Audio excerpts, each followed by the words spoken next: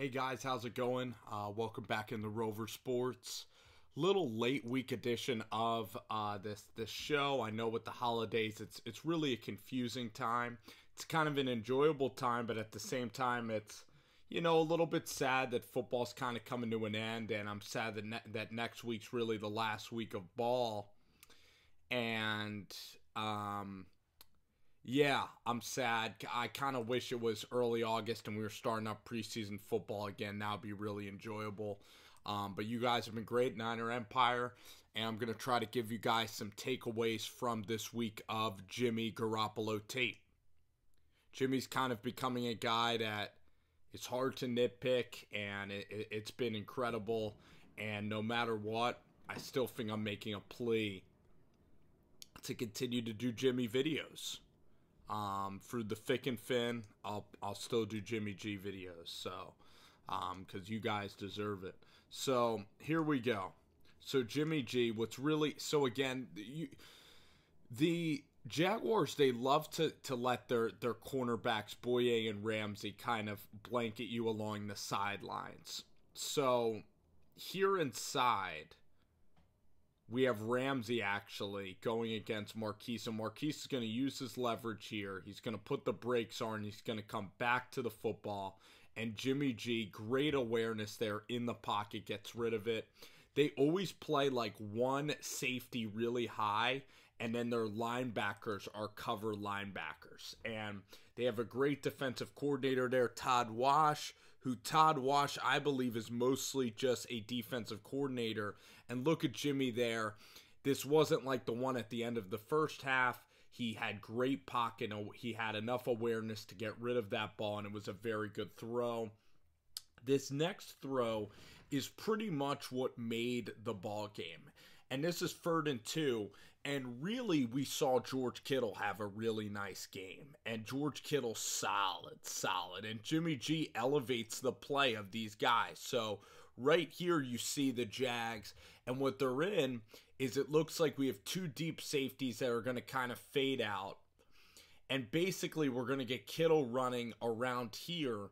And what Jimmy has to do is Jimmy needs to get number 50, Telvin Smith, who's having a Pro Bowl season. He needs to get him to stay right here so that George Kittle can fill the void right here in the zone coverage, because it's zone. That's what they recognize is it's zone. And let's see if we can go slow. So we are going slow. So here's Telvin right there, and Jimmy G gets Telvin to stick right there, gets him to stay, so then they can fit it in behind the zone right there as Barry Church is put on his heels by a really nice route by George Kittle. Very sharp, and the throw is nice and high where Kittle can go up and body catch it. It's a great play, but remember how we talked about in the Titans last week how it was just Marquise burning Adoree Jackson and that other guy, Logan Ryan? Well, this week required some more quarterback tutelage in something called eye manipulation and timing. So Jimmy now, what they decided is let's screw Jalen Ramsey and Boye. Watch Jimmy's eyes. Jimmy looks off Telvin Smith, and Jimmy also, there's also a route here which you can't see from that perspective. And a lot of times it's hard to go in depth on so many plays, but some plays are more interesting than others, and sometimes my brain can wrap my head maybe around 5 plays where I could talk about it very in-depth wise, and, maybe if I had more time or whatever, I could do more. But here you see Kyle Juszczyk. He also is the last safety valve for Jimmy. That Kyle Juszczyk is huge because he keeps Telvin Smith, the linebacker 50. He has to respect him, you understand? And it's also 3rd and 5 or 3rd and 2, so this route's so effective on that kind of level.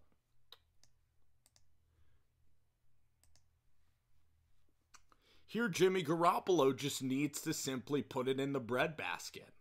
I mean, I'm gonna cut it to you straight, guys. I mean, this is just a bad throw by Jim. Jimmy Garoppolo just needs to, I mean, Kendrick ran the route a little deep, but Kendrick needs to cut it off, and it's way too greedy of a throw. I mean, Jimmy gets a little bit excited, and he's a human being, basically. So they miss on that one, and that was a really nice call. But here's 3rd and 7. This is a popular play that you'll see. And again, I love the misdirection by Kyle, you know. So basically here, watch Marquise Goodwin. It's kind of exactly like we talked about last week, guys, where we had like a running start and it was a play over here where we then had Lewis Murphy, or I think it was Aldrich, I think was running a route, and Logan Ryan had no idea he was covering him. But right here, I believe, might be Jalen Ramsey.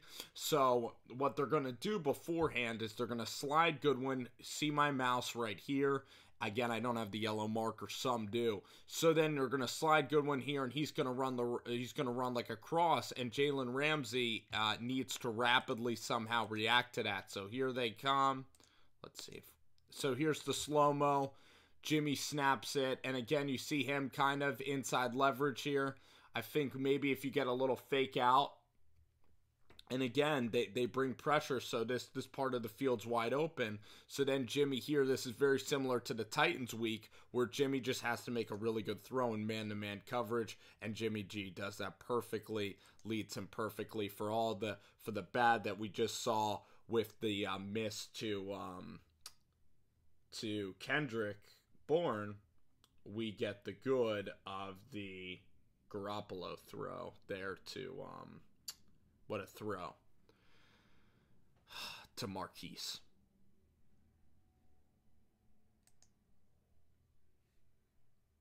Couple more runs. Oh yeah, this is very, very nice. This is another one of these slant routes over the top. So football, you know, you see more patterns as you go along, right? With Kyle, you kind of see how Kyle's going to call plays. So here you see like a blitzing linebacker. You can replace that. You have Juszczyk, again, occupy the zone. You could hit him right here, and the throw is just on time. And then you have a leaker and Carlos Hyde so that the linebackers don't get too greedy. But it's a great route against A.J. Boye by Aldrich. Very nicely done. And Jimmy puts it right on him. And a little bit of eye manipulation. As you can see here, he's going to look right before coming back because he knows that. That's elite quarterbacking play there. Footwork, everything in congruency. He knows the whole way that he's going to Aldrich. He's not going to tell you his hand, though. That's what the great ones do. And the way he drives off that left foot, the way he plants is just, it's fantastic, you know. It's great. And now watch Jimmy, though. He drops the ball down here for 1 second, but, you know, he has a strong grip on the football. And he's able to just, his release is just lightning quick, you know. I mean, it's very accurate, and it's not like a quirky Blaine Gabbert drop hitch in the release. You know, you guys were familiar, unfortunately.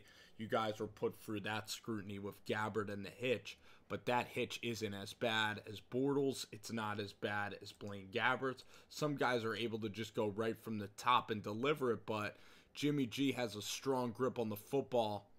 And, you know, that release is still fast enough, you know. Like, a lot of quarterbacks will hold the ball higher, you know. Like, they'll teach you to hold it higher and then release it. But that's a little bit of like a Romo platform in some ways.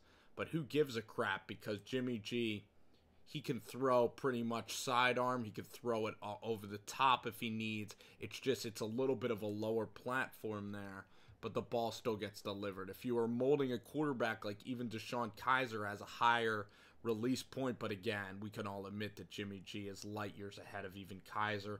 Then you see the footwork of Jimmy G here. Another brilliant call by Kyle to get Jimmy to sneak TD.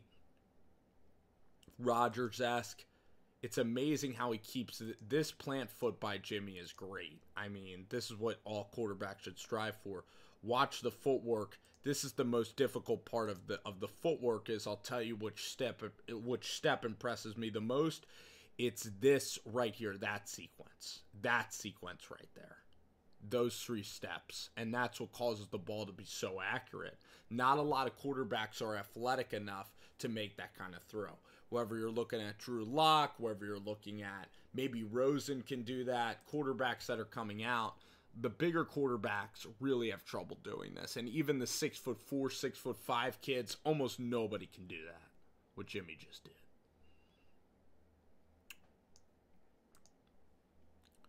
So another great touchdown pass. Let's see Jimmy here. This is, again, just finding holes. I think they're going to play a high safety here, which they love to do. Yep, and it's a run heavy defense, and they love to give you this high safety look with the 3 linebackers playing kind of zone. So Jimmy knows that, and what is so impressive about Kyle is he teaches his guys to sit in the zone, and a lot of offensive coordinators are not in depth enough at teaching guys to sit in the zone, and that's why Belichick traded Jimmy to Kyle Shanahan, because these plays against the Jaguars, they play to their weakness, which is the linebackers covering. The linebackers are usually very good, like Paul Puzleski. He's great at run stopping, but against like a machine like crisp, over the middle aerial attack, the Jags are a little bit susceptible in those ways.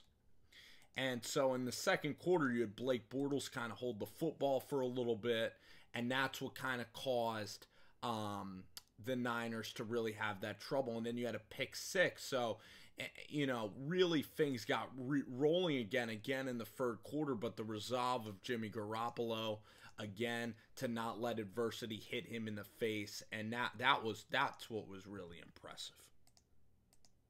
Is this another bootleg? I think it is, to Kittle.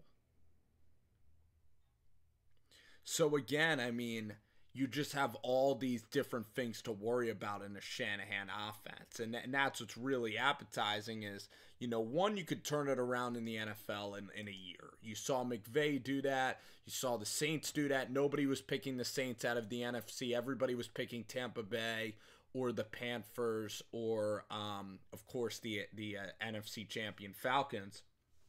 But here, look at George Kittle come around, and again, you even have second-level guys, and Jimmy is so good at throwing to his left that all these plays are extremely possible, and he gets them to bite every single time.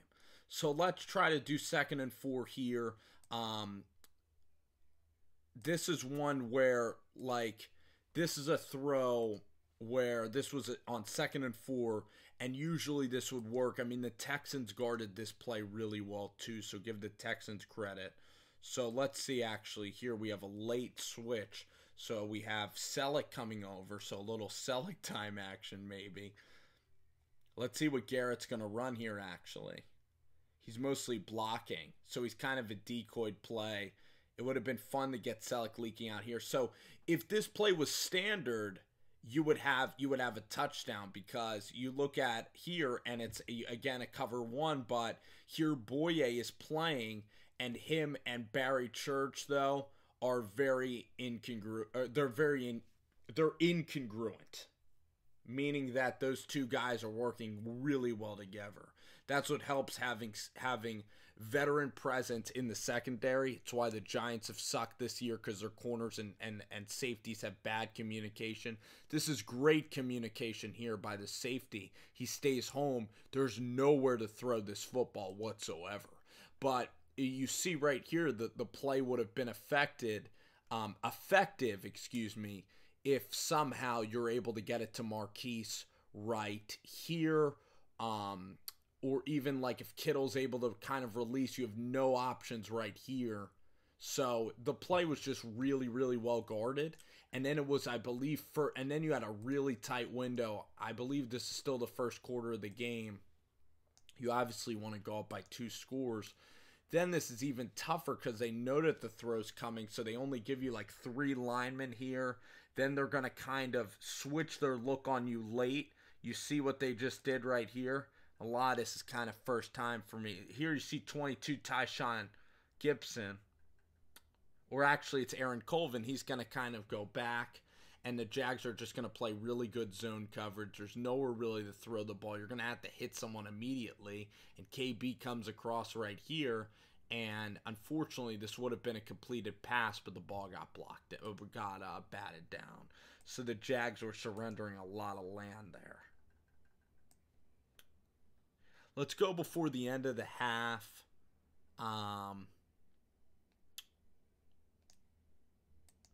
So I think we're gonna get Juszczyk again around the corner.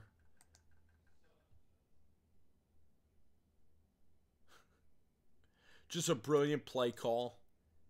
And then Puzleski. It's just really Kyle Shanahan just gives defenses so much to think about because there's so many motions and switches, you know. He's such a creative play caller. And that's why it's so nice to get him in San Francisco. You also have John Lynch, who's kind of an authoritative voice as a general manager. He's kind of the guy, like Kyle seems a little shy or quiet in some instances. He's loud enough, trust me. But guys say he's incredibly intelligent. But you have John Lynch, who's a fantastic negotiator as well. And here, Jimmy, I mean, to hit a fullback like this, I know Kyle has great hands, but Jimmy needs to put great air under the ball. So again, you're not going into the teeth of their defense. You're playing away from Jalen Ramsey. You're playing away from the secondary, and you're kind of using these pop-a-shot little throws, and you're utilizing your little weaponry against, you know, Paul Puzleski, and you're isolating him as a safety guy, as a guy who needs to cover. You're getting this 30-year-old linebacker to have to cover, and that's what Kyle wanted to do. Just like Kyle Shanahan wanted Casillas burned for the Giants, he wants Puzleski to be a focal point. And he's putting Kittle out there on him. He's rolling receivers behind Puzleski to Paul Puzleski's side. And Todd Wash didn't know what was coming to him. So, first of all, the drive was a good drive. First and 15. There we get a miss, I think, out wide. Good pressure, though, by the Jacksonville defense. Jacksonville got chippy towards the end. Very tough players to play against for sure. Beating Jacksonville is a good feeling for the Niners because they late in the game was just some ugliness, you know, between the two teams. For some reason, Boye gives ground, but that's what happens when you have a complete speedster out there in Marquise Goodwin. I mean, Goodwin will put there you see Goodwin just put it in the dirt, and Jimmy's able to just bootleg. He bootlegs about as well as pretty much anybody, and usually the bootleg is something that usually quarterbacks can only go right. The unique thing about Jimmy is that he goes left, and the arm strength and the accuracy of this ball, I mean, just watch this again. It's just a thing of art. I mean, they want to get Mitchell Trubisky in Chicago to do these sort of things. They want Mitchell Trubisky to be Jimmy Garoppolo. But does he have the arm strength to make second-level window throws? I just don't know if Footwork will ever be. His decisiveness, his knowledge of the game will ever be that of Jimmy Garoppolo. He'll take what the defense gives you. There's no weakness to this guy's game. And if I were a defense, I'd maybe force him to throw over the top. That you know, force the Niners again to go one-on-one. But guess what? You know, Juszczyk, you know, Selleck, George Kittle, these guys are so defined in their routes, and they're also going to hit you across the middle of the field. So even if you play one-on-one very well, they're just going to simply ignore the guys going one-on-one. Let's see the late interception now, if we can kind of go back. I just want to kind of look at that one time here before we go on to the second half. And I'll do a couple of other touchdown series for you guys. I'm excited to watch the Rams game. I'm a little sad that those guys are not... am I sad that they're not playing their stars? I mean, the Niners are going to get a win. It's going to be a tarnished win. To beat them at full strength will be crazy. I think the Niners have expectation now to go out there and easily get a win. If it's Sean Mannion, their defense should handle him very easily.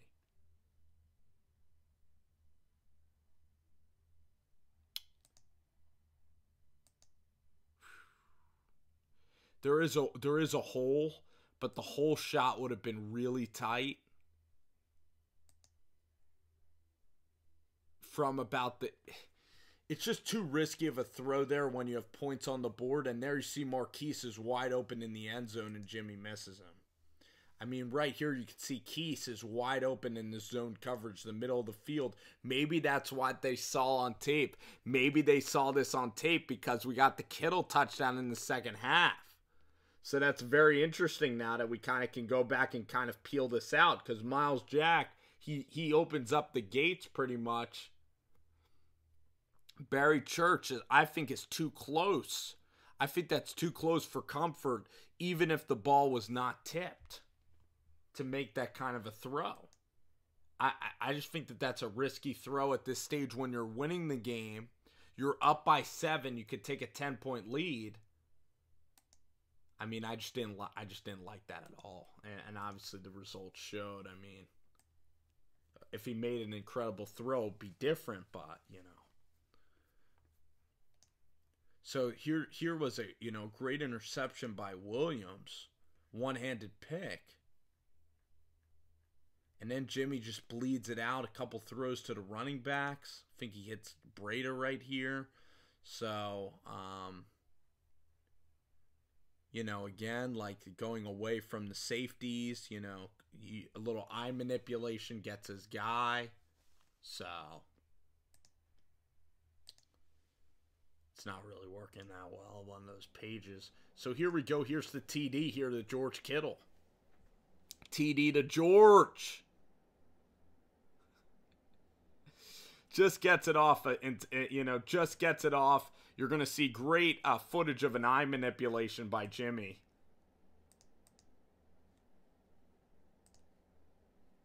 Got to hold Telvin Smith, and he held Telvin just long enough. Again, holding linebackers. That was the theme of this game. Take what they give you, dominate the middle of the field, hold linebackers, roll guys like Kittle and Juszczyk on play-action bootlegs to the left, isolate Puzleski, and look at that throw, and he gets any. And you just have to watch Telvin Smith. That's all you need to watch. If Telvin leaves, Miles Jack again leaves in the zone. That's exactly what we saw with the Goodwin play. Miles Jack leaving this void here. That's how smart Kyle Shanahan is he knows that the gates opened. The gates opened for Marquise. We just noticed that. I actually just kind of noticed that, honestly, guys, while doing this video. Sometimes you notice things. You try to watch the plays. You try to plan a couple. First quarter, I know I really had that down. And then a couple of plays later, I had these downs. But again, look at Jimmy. What's the first move Jimmy does? He doesn't just stare at George Kittle, or this ball's getting intercepted. He waits, drives on that left foot, and throws unlike pretty much anybody in NFL football. That's, you see Tom Brady too. How he bounces in the pocket, hits his back foot and fires it in there. That's kind of what was done right here.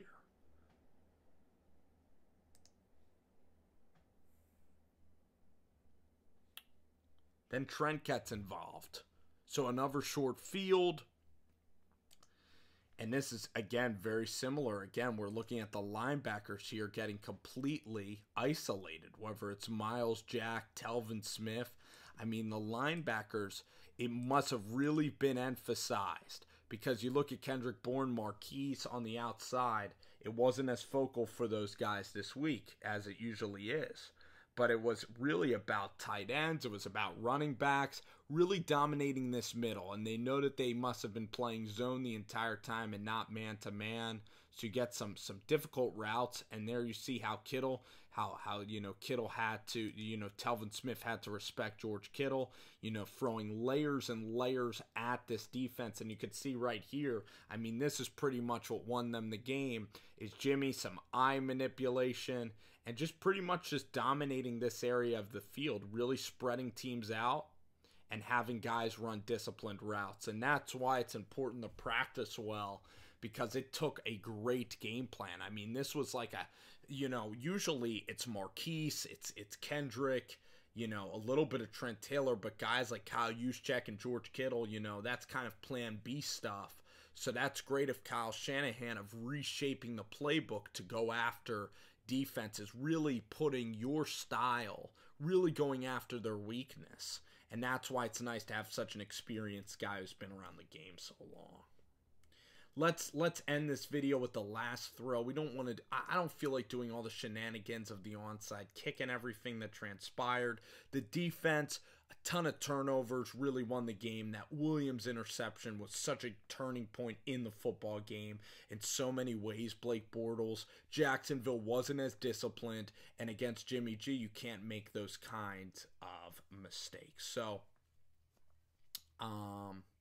Witherspoon, another pick. Here we go. Jimmy G here. Probably the best play of the season. I mean, when you release high school tape as a quarterback, a lot of coaches want to see what you can do here in the red area. And here, you know, the middle of the field is open. They for some reason don't want to go right here to the middle of the field like they usually do. But Jimmy G, again, kind of a poetic play, kind of like the Seattle play. The way that Jimmy G, again, with his arm motion, this is a complete Romo throw. Again, sometimes we see Rodgers in Jimmy G's game. Really, when you look at Jimmy G's release, though, it's low to high, but in a very rapid way. And this is a complete Romo throw. This is basically the prime of Tony Romo's career in Dallas. When you think of Tony Romo, you think of him making these amazing throws, whether it be to Witten or Marion Barber, guys, pretty much from 2008 to 2011 was Romo's peak, or 07. But watch Jimmy G here, feel the rush. Trent Taylor's going to run. I want to go back for a second to get Trent Taylor's route. I love how Trent has the instincts to come back to the ball as a rookie. Watch Trent pirouette here, carves out some space, and Jimmy G puts it in a spot where Trent can make a catch, like a very Wes Welker-like catch. But here you're going to see Jimmy G. I'll do slow motion for you. What a win. Really a lot of short fields, going against the corner. I mean, really going and playing this game and really just attacking the linebackers. That's what was really impressive. And there you see the arm angle. Stafford can do it. Tony naturally had a kind of a sidearm release. But Jimmy G there, the platform, very talented right. Oh, dang it. I wanted to pause it right there to make it look good. Oh, whatever. Here we go. Let me see if I can pause it up. Bam. That's the lasting image. Jimmy G'd. The Jags got Jimmy G'd this week. Stole that from my guy, UCF Jaguar. At least for Jags fans, you guys are going to be playing postseason ball. But this week you got Jimmy G'd and Shanahan.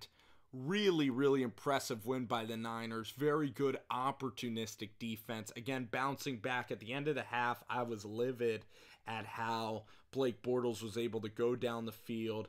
And you had guys, you had Johnson again, Dante Johnson, had some lapses. But overall, very solid performance from Jimmy Garoppolo, going after the best defense in all football. And the good news is, this is the toughest level. If you're thinking of this as a Mario game, this is one of the final levels. This is the toughest level.